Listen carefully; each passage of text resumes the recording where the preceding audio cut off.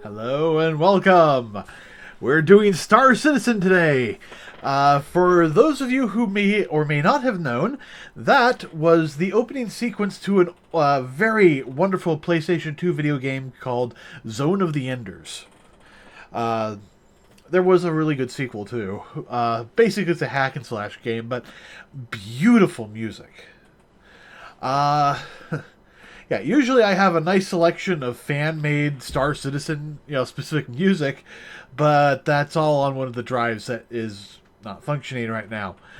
Good news on that front. I heard back from the guys. The boards will be sent out tomorrow, which means, considering I bought like the 1 to 2 day shipping, means with luck it will be here by Friday. If I don't have luck and it gets held up at the border, because apparently the company's in Canada, and I'm in the U.S. So that might get... what is that? Oh. A little bit of pillow. So yeah, it might get held up at the border. So it may be as late as Monday, possibly even well into next week, before I get the boards. I'm hoping I get the boards by Friday, because if so, that means that I will be able to get the data off the hard drives, assuming that was the problem, either Friday night or before the stream, hopefully, or Saturday.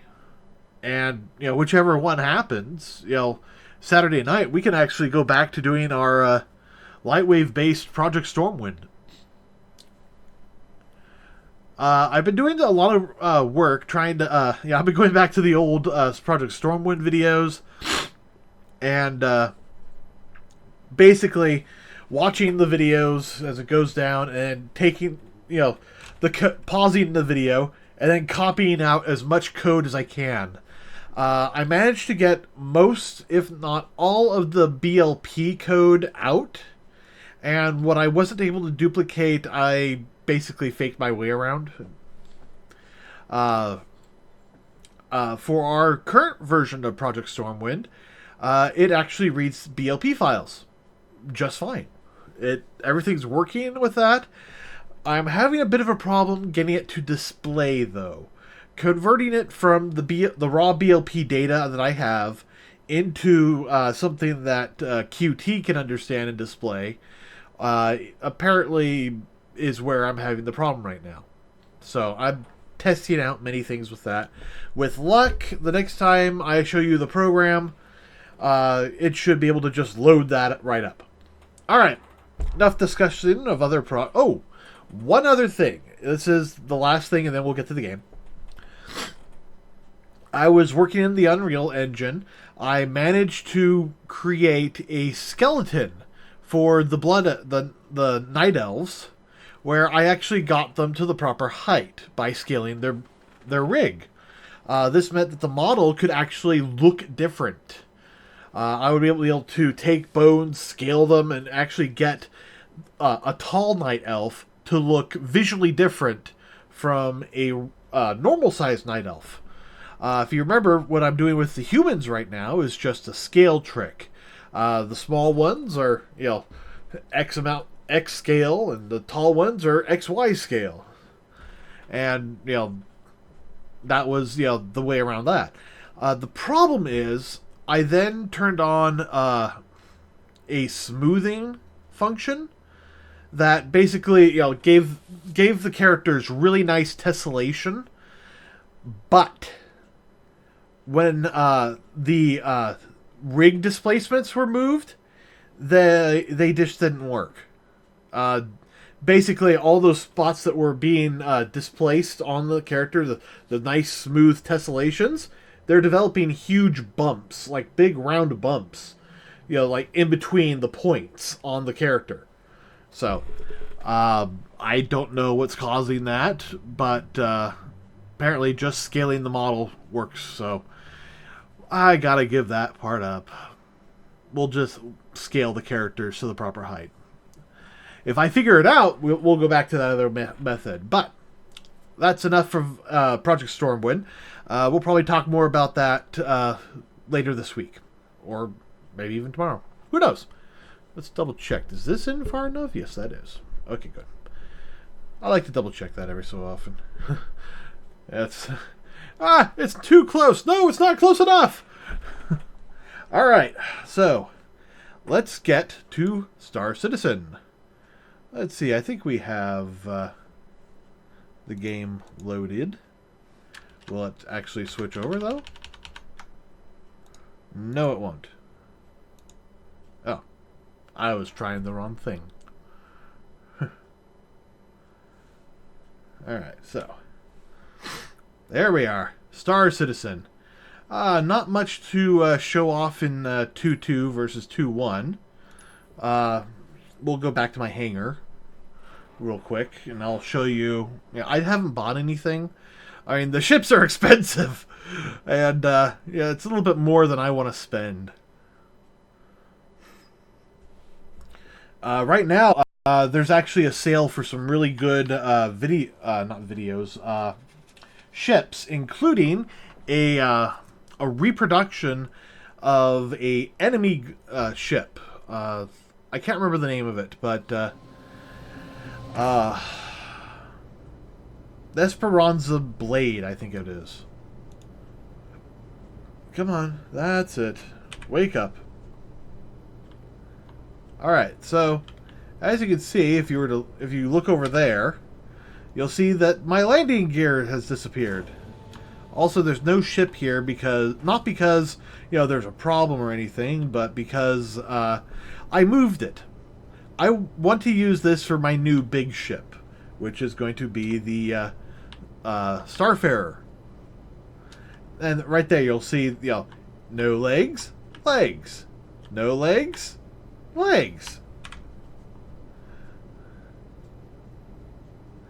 But near as I can tell, there isn't really much of a difference in this version with the Starfarer, or the... I'm sorry, this is the Aurora. I mean, it's still a damn good-looking ship. But, yeah. And, yeah. Come on, run, boy. Yeah, they just had a lot of streaming issues. But yeah, this is the spot where I'm going to have my Starfarer. And if you're interested in seeing what the Starfarer looks like, right now they have on YouTube the a half-hour interview where they actually show off all the things they're doing with the game right now. So, as you can see, ship missing, ship there. Ship missing, ship there. Apparently, there's some more LODs going wrong here. Yeah, there's all sorts of LOD issues. And here's my good old Starfarer. Not Starfarer, but Freelancer. It'll be nice when this finally is flyable. And there's my pirate ship. This is the... I almost said the Buccaneer. This is the Drake... cutlass. As you can see, it's, you know, quite nice. Oh no, it is definitely an LOD issue. You know, if it disappears and then reappears, that's because of a missing LOD. Yeah, no LOD, LOD. No LOD, LOD. That could be a possibility. I think that the LOD got, you know, accidentally removed from this patch. I mean, if you look over there, there's the, you can see the aurora from here. So that's fine. The same's true with the this guy. But it's, you know, maybe, I think it's probably has more to do with the code for LODs than it does for anything else.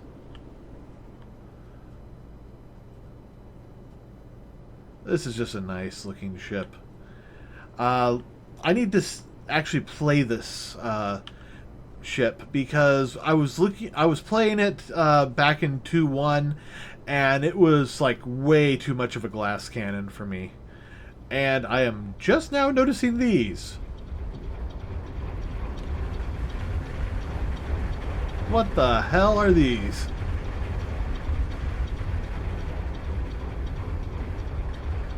That's awesome. Alright.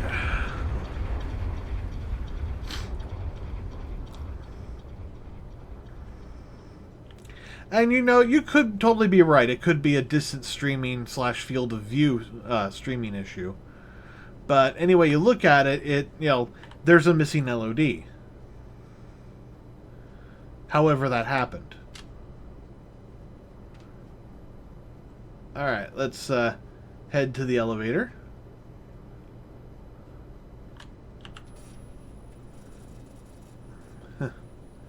Outlaw medium, huh?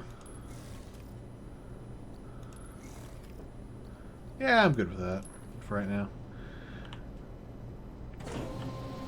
So, barring any issues, there's a very good chance the Starfarer is going to show up in the next one. Alright, let's head to Crusader. I mean, they're very, you know, enthusiastic about getting it out. I'm very enthusiastic about finally getting it. Yes, either one is possible.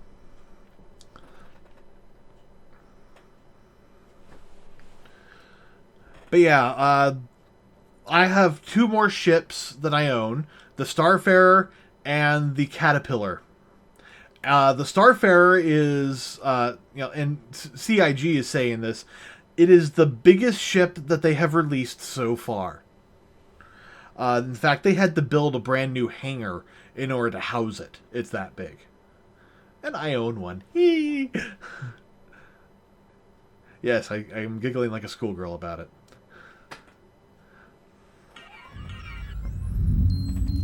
Alrighty. Now, the Persistent Universe has really changed. They moved a bunch of stations around. As you can see in the upper right-hand corner, you know, yeah, way up there, they have this little icon that looks like a... let's see, can I... no, I can't. They have an icon that looks like a satellite with an antenna dish, a Wi-Fi signal.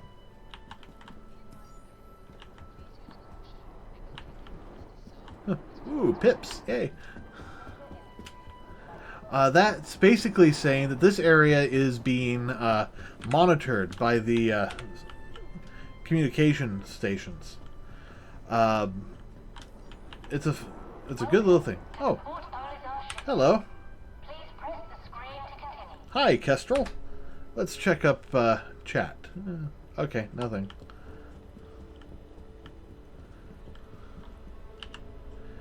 This station has been designated as an armistice zone. Tampering with weapon safety protocols is strictly forbidden. Oh, yeah, the free week was fun. I was kind of hoping that today would also be covered by, you know, all the fun stuff, but oh well. Alright, Drake Cutlass. Let's explore the world like that. Ah, keep doing that. Alright, So we're going to give it another good shot.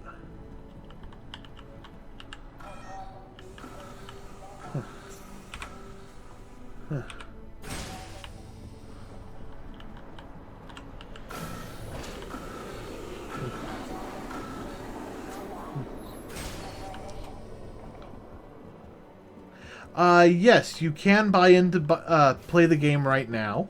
Uh, yeah. Let's see. Pause the game a little bit. Uh, ah. Oh. Ah. You're just having all sorts of fun with me, aren't you?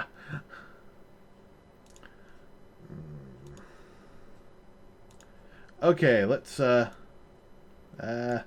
this down here. There we go. Okay, so if you go right now to spacerobertindustries.com, you can actually buy the game right now. You'll end up here, and let's see, add it to your package, and then you'll be in the store. You can also go just directly to the store and go game packages, because you don't have to start with one of those two. Here are all the packages: Squadron 42 standalone, Mustang starter, Aurora. If you're willing to pay more, you can get a Mustang Alpha. I mean, let's see, this one. Oh, this one, $60. You get for either of these two, you get Star Citizen plus Squadron 42. You can also get an Avenger. You can get a Cutlass, a Hornet, a Freelancer, an Aurora, and then there's ones that are like insane. The Fleet Pack. Let's see, the Completionist Digital. Let's see, $15,000. Let's get more information on that one. All right, if you were to buy this one, $15,000, you get all of the Auroras, all of the Mustangs, all of the 300 series, all of the Hornets, all of the Cutlasses, every color Cutlass. I don't know why you get two blues. A bunch of Freelancers, an Avenger, a Gladius, a Redeemer, two Reclaimers, Constellation Andromeda, Constellation, Phoenix, Aqua, Taurus, an Idris. That is a big ass ship. Two Heralds, two F-50s. You get a lot of twos in here. Also contains all of this. So basically, the Completionist, you get literally every ship that has been released so far. With some exceptions. Oh no, you do get a Scythe. You motherfuckers. You get a freaking Scythe. But you don't get the others. Yeah. But you get all this, and that's $15,000 if you're willing to spend that much. It's just insane. But, if you're kind of into the dogfighting, the Hornet would be a good thing. But just to start out and be able to play, like literally download and play the game with me right now, you'd have to spend at least $45. $60 if you want the storyline. So that's up to you if you want to do that. If you want to go to a higher level ship, that's perfectly fine too. I can show you the Cutlass and the Freelancer. And I think I could probably show you an Andromeda, a Constellation Andromeda. And I think maybe a Hornet. So basically, all of these low-level starter ships I can show you.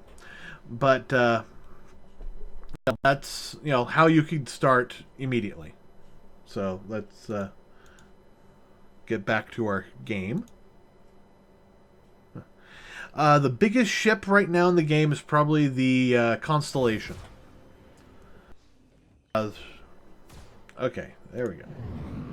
You okay? Come on.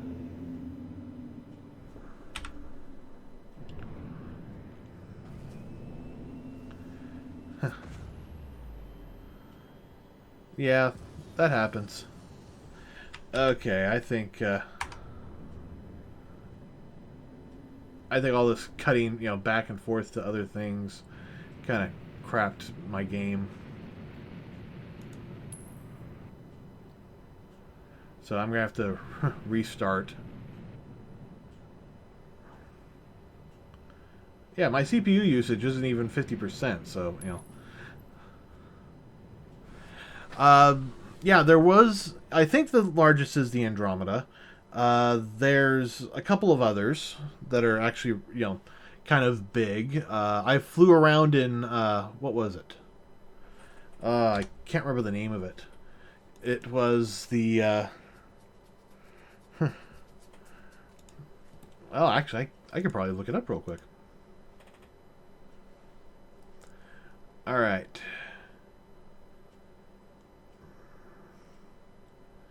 Come on, where is it? Ah, ship matrix. There we are. Okay, so if I show the display of ships, let's see. And you can see plenty of ships are hangar ready, but certain ones are flight ready. Let's see, the Gladius? No. Actually, let's can I no, I can't. All right. So yeah, pretty much all the Hornets are, available except for the Hornet 7A. Here's the constellations, which are probably the largest ship you can currently fly in the game. The Andromeda is the only one you can actually fly. The others only hangar ready, but they'll eventually get these up and flying. In the meantime, you have access to the Andromeda. Same's true with all the freelancers. I mean, I have a freelancer Dur. Uh, it's designed for exploration, but the freelancer is the only one available for actual flight. Uh, Same's true with the Cutlass Red and Blue. Black is the only flyable one. The others are, not available. Uh, this is going to be the fun one, the Starfarer. It's going to be hangar ready, hopefully with 2.3. That it will be the biggest ship. It won't be flyable, I think, but the Retaliator. That was it. That was the ship I played the other day. That thing is almost as big, if not as big, as the Constellation. Merchantman's supposed to be pretty big. Bunch of hulls. Javelin destroyers, reclaimers. These are all huge ships. The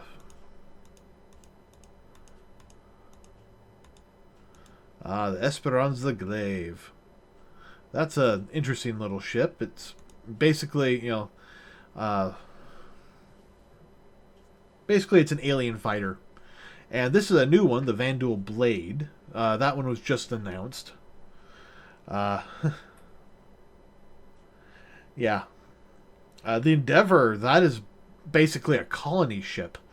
I would love to own one of those, but, it's pretty expensive. Alright.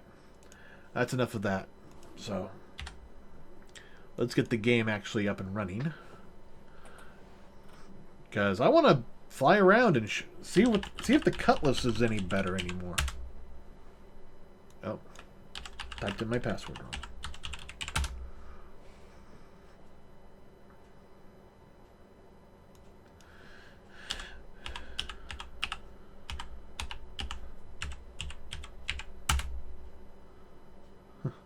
Yes, the Orion mining ship is going to be fantastic.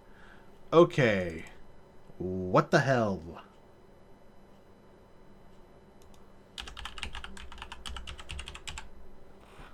Oh. That would be why my password wasn't working. My caps lock was on. There we go. Okay. Now I will launch the game.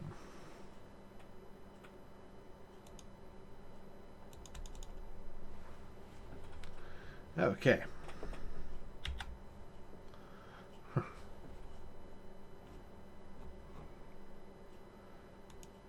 Yeah, their industrial stuff definitely looks awesome.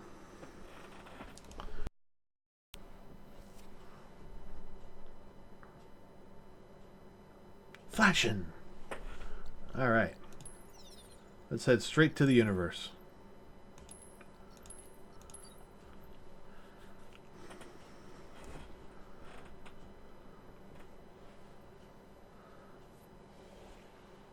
Do do do do do do do do.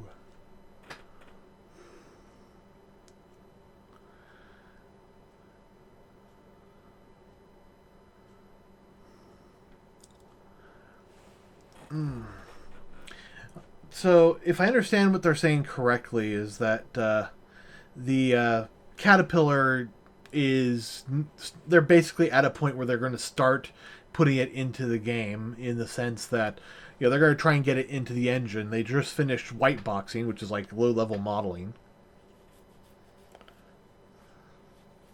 Yes, they have improved the way you connect with friends. First thing you gotta do is you gotta set them up on your friends list. That's the tricky spot, but you can do that offline. You can do that on the website. And they said in in 2.2, and they are supposed to have improved that very specific function. Okay. Because one of the things you can do is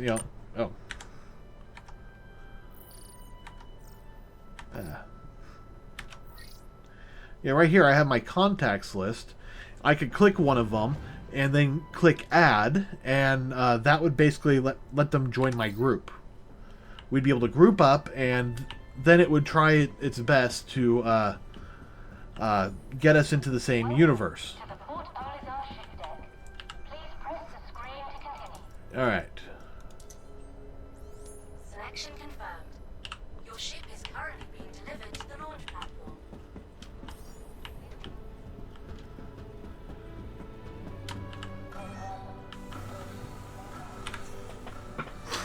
And you can also set up, activate your friends list and all that before you actually enter the universe. So that should make things a little bit easier. Now, I have to admit, that is the theory behind it. I have not actually tried it. The people that are on my friends list are live in Australia, so... And here I live on the west coast of the Americas, so...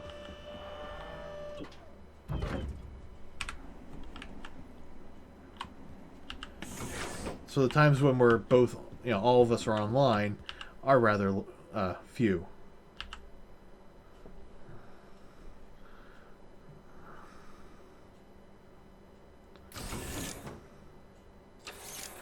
And one thing I noticed in 2.2, I don't know if they fixed it yet. Hello and welcome aboard. Craft. Your systems are online. Huh.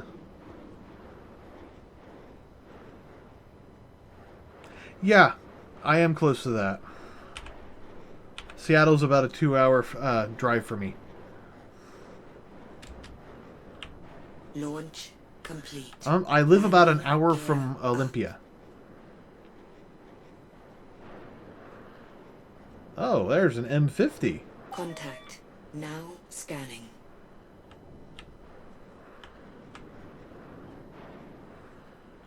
Contact. Now scanning.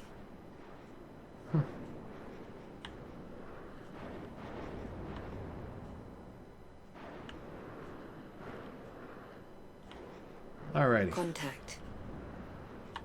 So, in comparison to 2.1, that is Crusader. That is their big planet. They made it like really big in the last patch, and they just shrunk it down in this patch. Contact. I don't know. I never saw it as huge. I always saw it as near.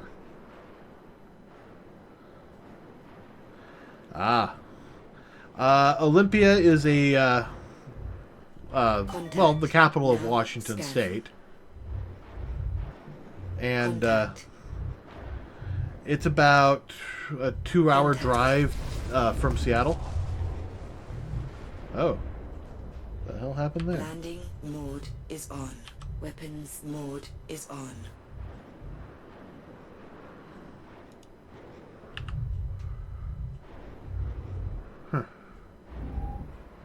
Alright. So let's see. Let's check the scheduler. And you see how the whole thing is kind of bumping back and forth. Thank you for getting in touch with me. Ah. My husband recently died aboard the Gundo Kovalek station, but the company is refusing to pay out his Quantum insurance drive claim is now on. because they say he was at Yeah. They adjusted the size of the universe. There's no way that's true. I know my husband. Darnell had his problems, but that is all in the past. I want you to go to the Is now Kovalek station off. and send me evidence that my husband is innocent. But even if you find out that he isn't, you'll still get paid. I know your time is valuable, and really, I just want to know the truth. I've attached the insurance claim to get you started. Good luck. Yeah, I have to agree. I definitely preferred the scale of it. This Kovalek shipping hub is currently closed to the public. We apologize for the inconvenience. Contact. Now scanning. You're trespassing on Kovalek's private property. Now, the last time I did this mission, yeah, I was using one of those temporary, big-ass ships, and Attention. System is overheating. and when I came out, it turned out somebody had stolen my ship.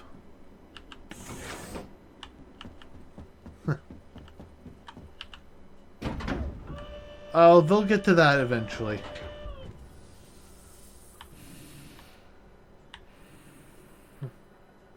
Yeah. Oh, somebody's, a little overactive.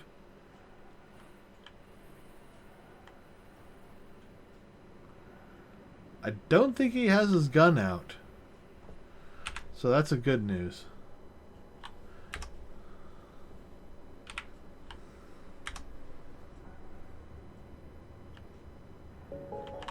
This station is currently off limits.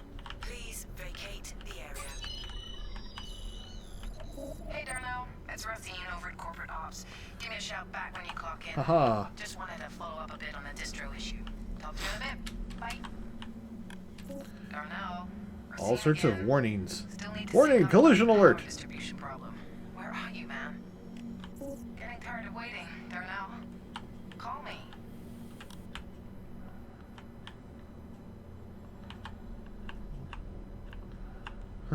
Ah. Ugh. Hey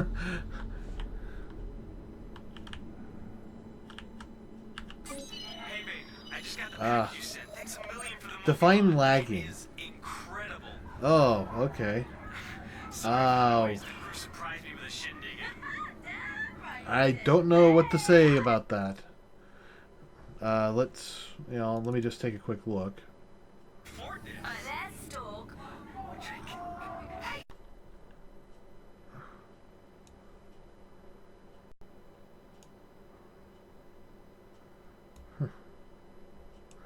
Alright, let me check.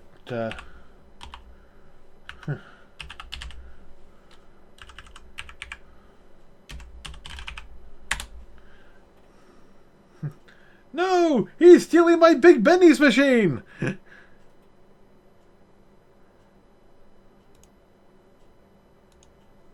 Ooh. I completely forgot to change bit rates.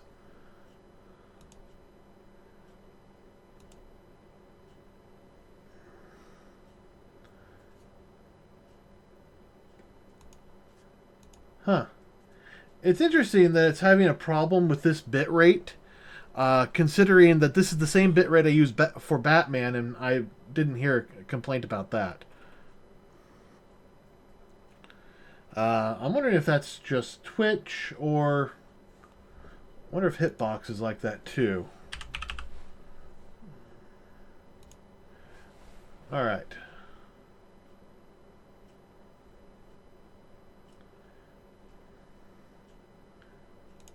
Gotta mute that. Last thing I want is for you guys to hear echoes, echoes, echoes. Okay, it looks fine on Hitbox, so I think that's a problem on Twitch. Yeah, I think that's a Twitch issue rather than a Hitbox, rather than a streaming issue. So if you need more frame, well, actually no, there is a bit of a problem there. Okay, give me about. I'm gonna shut the stream off for a moment, change some settings, and then